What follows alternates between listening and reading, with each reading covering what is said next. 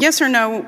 Simple question. Well, no, it's not a simple question. It's okay, a two-part then question. let me break it into two. Do you think they should? If you're asking please me, don't should every interrupt taxpayer me. be audited? Please answer that. I came here for answers. If you came here to waste time, I'm going to try to make sure you don't do that. Do you believe that people who lie on their tax returns should be audited? Yes. Okay. Do you think that people who break our laws should be held accountable, our tax laws? Yes. Okay. Thank you. Very simple. Not a hard question. No. What you are about to watch is a masterclass in cornering a politician. Treasury Secretary Scott Bessant thought he could dodge questions about Donald Trump's absolute audit immunity by simply claiming there was ongoing litigation. But Representative Linda Sanchez is a veteran attorney. She didn't just ask questions. She built an inescapable legal trap and then locked it using a Supreme Court precedent from 1962. Here is the exact moment his entire defense fell apart. I'm glad we agree. So why is it that you are allowing President Trump to have complete immunity from being audited? Again, I'm going to have to refer you to my previous statements. And what was your previous statement, sir? That I am unable to comment on any of the ongoing litigation. Okay, can you name the ongoing case concerning President Trump's immunity from audit? Sorry? Can you name? There are 3 cases. Can you name them, please? That are out there now, and I will be happy to get back to you on those, because again, I am not a lawyer. Okay. We are represented by the DOJ. Great. You said that you can't because there's ongoing litigation. You'll get me the name of the ongoing litigation, because the only ongoing litigation that I know of is surrounding the $1.8 million slush fund, which has already been suspended. The fact is that the judge's ruling in the litigation that references that slush fund only addresses the anti-weaponization fund. It doesn't even address Trump's immunity from audit. So I would like to ask unanimous consent to enter into the record the judge's order in the Floyd versus Department of Justice case. Without objection. Thank you. Now, Secretary, you said you're not an attorney. Is that correct? Mercifully. Okay, well, I am, and I'm actually proud to be an attorney and know the laws, and I know how to read a judicial ruling. Furthermore, I know that since 1962, the Supreme Court has held that ongoing litigation does not prevent someone from testifying in a congressional hearing. So once again, I'm going to ask, why are you allowing President Trump and his family to have complete immunity from being audited? Again, since you're a lawyer, you will understand that the U.S. Treasury and the IRS are represented by the Justice Department and the Acting Attorney General. Yes, but I just mentioned a Supreme Court case that doesn't bar you from testifying. It's pretty clear to me, though, however, that you're not interested in answering questions. You're interested in arguing.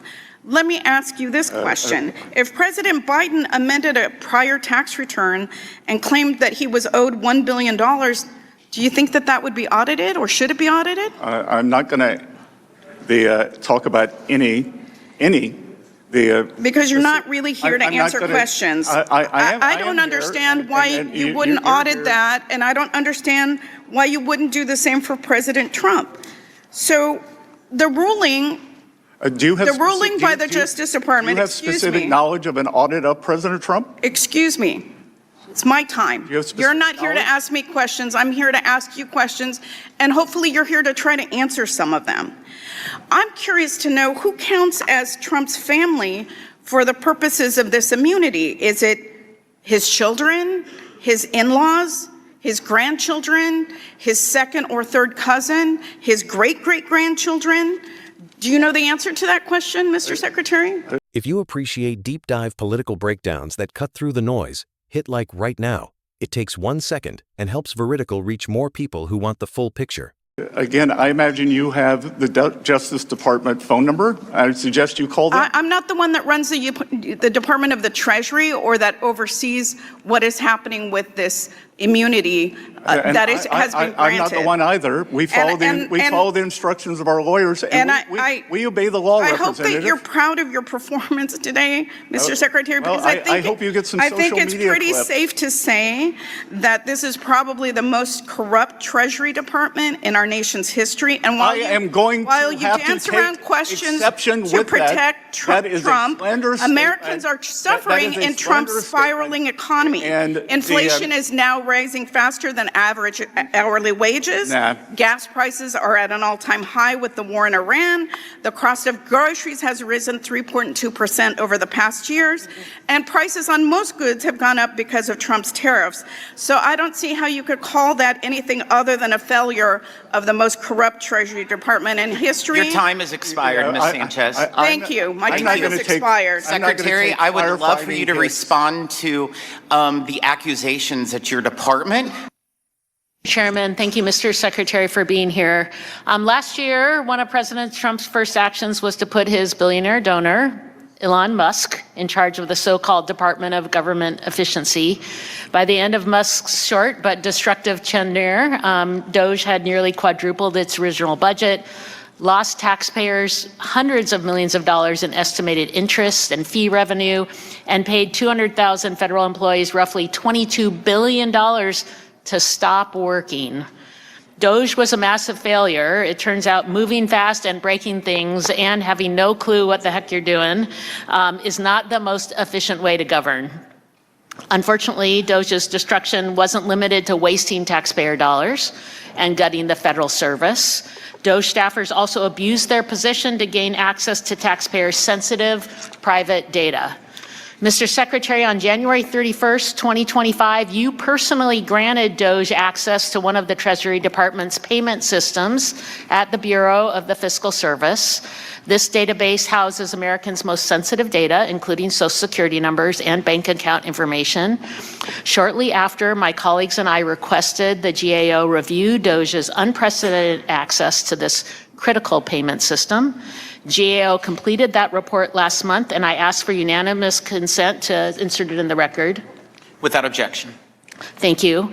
GAO's audit determined that a DOGE employee was inadvertently granted temporary access to create, modify, and delete data from the payment system. Mr. Secretary, you failed to impose basic safeguards that left millions of Americans' personal data vulnerable to unauthorized access and abuse. And so my question for you is, do you take responsibility for that? And what specific measures, if any, have you taken afterwards to protect the affected individual's data and rebuild confidence in your department's handling of sensitive information? Again, would you care to look up what does inadvertent mean? Have you taken, but you're in charge. You are responsible for this. Do you take responsibility for that? Do you take responsibility? I will take responsibility. Okay, and then and again, what has been done to make sure that can never happen again? Congresswoman, it was read-only. They had no ability to edit. What has happened to make sure that never happens again? We have, just as we have at the IRS, we have tightened up all protocols on systems. I guess that's not very specific, but the GAO also found that a DOGE staffer sent an unencrypted file containing USAID payment information and individuals' names to external DOGE personnel at the General Services Administration. Soon after, it was reported no disciplinary action was taken, despite the employee's failure to protect federal and non-federal employees' sensitive personal data and comply with security requirements. So again, Mr. Secretary, when employees who violate IT security rules are not held accountable, what does that message send to agents? Why don't you hold someone accountable? Why are you bringing up USAID with me? Because a DOGE staffer, GAO found that a DOGE had payment information. Payment information. USAID, I do not oversee. I wear many hats in this administration. Not one. And this is a file containing payment information.